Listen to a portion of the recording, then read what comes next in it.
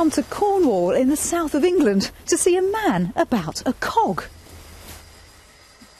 Oh, there's quite a lot of metal.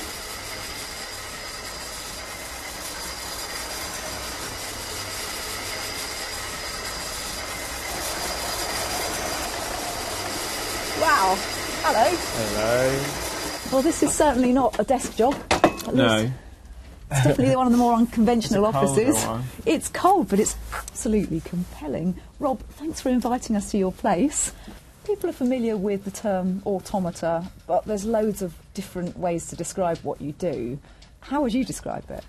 I describe it mechanical sculptor or maker of contraptions is generally, but it is really difficult to try to explain because, usefully, because not that many people do it. But yeah, automata maker or kinetic sculptor or mechanical sculpture is the general term. So the last, I guess, 10, 15 years now, it's been full-time living, so yeah, just keep getting really fun jobs. Is this where you sit and think, or do you do this all in your head, or do you have a piece that jumps out at you? Yeah, a bit of both. I normally have a rummage here, get the bits and either lay them out or lay them on the ground if it's a bigger piece, or just to kind of offer them up to each other to go, yeah, that would kind of work. Yeah. Or if I'm stuck, have a little tour around all the scrap yards, and there's loads of old boat jumble shops and stuff where you can just have an inspiration from seeing the bits. I find it's very much easier than trying to imagine it all. It's totally impossible to pre-design because it entirely depends on what I find. What I have, but a lot more what I find. Yeah, look at this.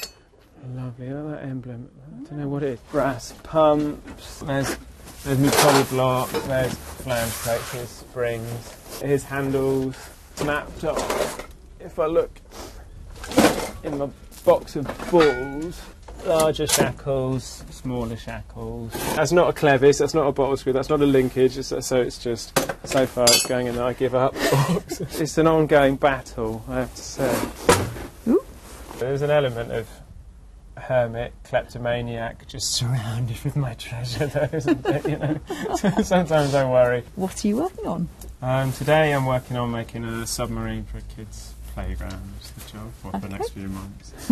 And what's this bit going to be? This bit's one of the handles. There'll be a few bits they can interact with it. This one, they'll wind this handle and that'll spin a load of gears inside. It'll spin this big kind of quarter-of-a-ton prop out the top, propeller, ship's propeller out the top.